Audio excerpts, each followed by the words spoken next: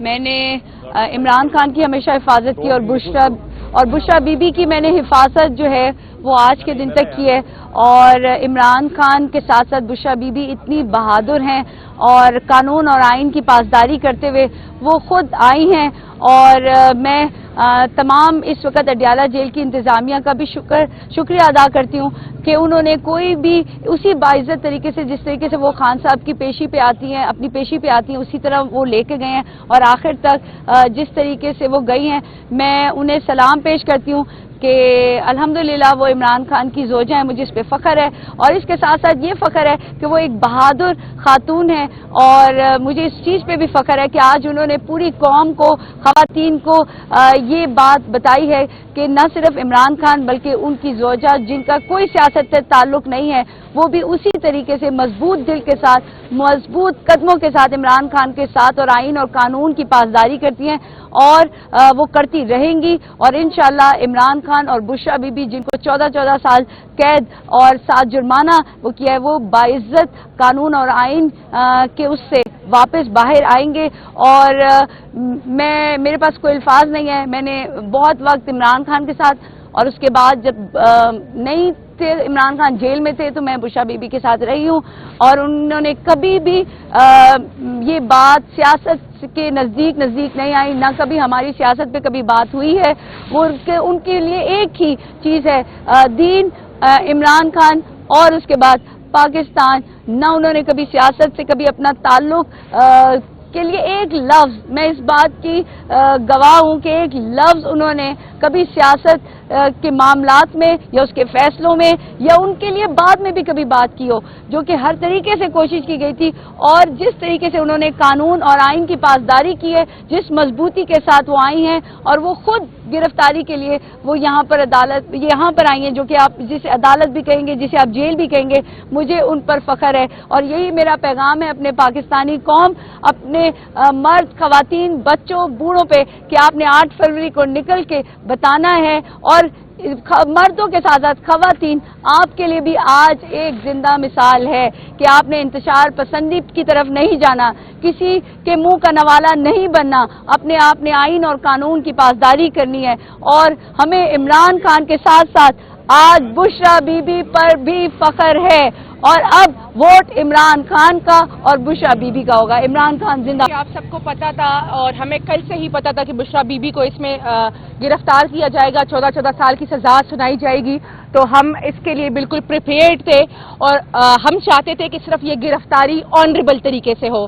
تو چونکہ آپ نے ابھی دیکھا کہ بشرا بی بی تشریف لائی اور ہم نے ان کی گرفتاری آنریبل طریقے سے انشور کرا دی. ان کے ساتھ لائرز ٹیم تھی جو انہیں اندر تک لے کر گئی اور انہوں نے اپنی گرفتاری دے دی ہے. اور یہ ساری گرفتاری ایک پلان کے تحت ہوئی ہے تاکہ کسی طریقے سے خان صاحب کو کمزور کر کے ان کو مولڈ کر کے کسی ڈیل پہ لایا جائے. لیکن بشرا بی بی نے کل ایک واضح پیغام دیا ہے کہ وہ خان صاحب کی کمزوری نہیں ان کی طاقت بنے گی. ہم اور ہمارے دوسرے ساتھی صبح سے تھے ادھر لیکن ہمیں انٹر ہی نہیں ہونے دیا گیا. ایون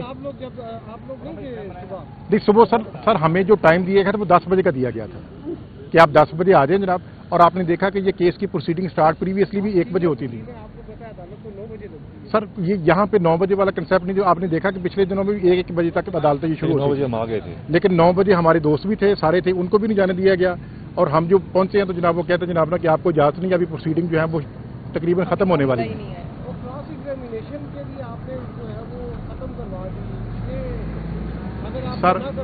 سر میری عرض سنیں اگر نہ کرواتے یا جو وہ ایشو نہیں ہے سر.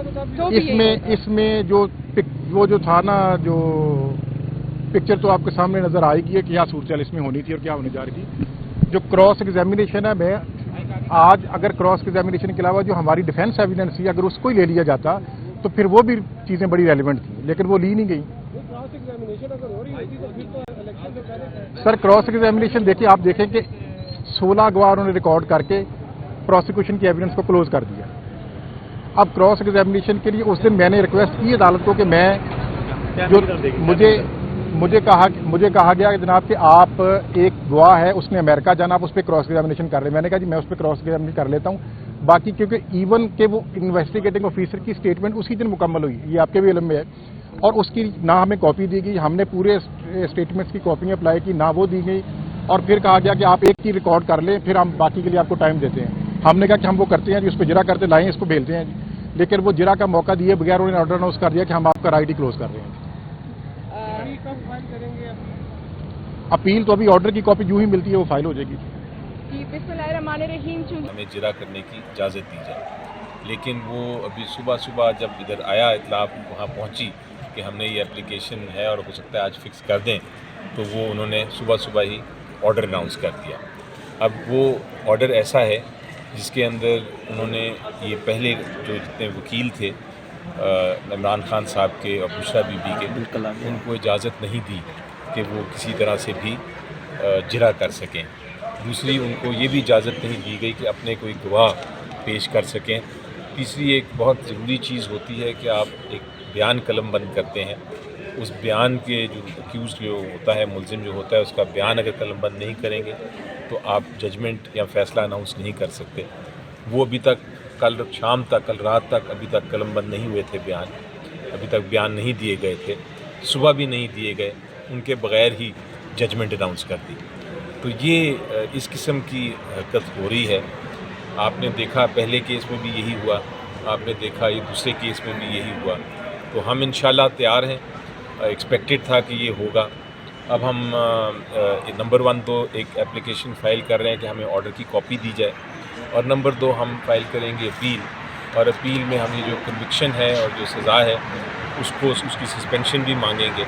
اور امید یہ ہے کہ اتنا آرٹیکل 10A کی خلاف ورزی ہوئی ہے, قانون کی خلاف ورزی ہوئی ہے, آئین کی خلاف ورزی ہوئی ہے, اتنا مس ٹرائل ہے, اتنا آبویس ہے کہ اس میں کوئی شک نہیں ہے کہ یہ سسپینڈ ہو جائے گی بہت جلد, سزا بھی اور کنوکشن بھی.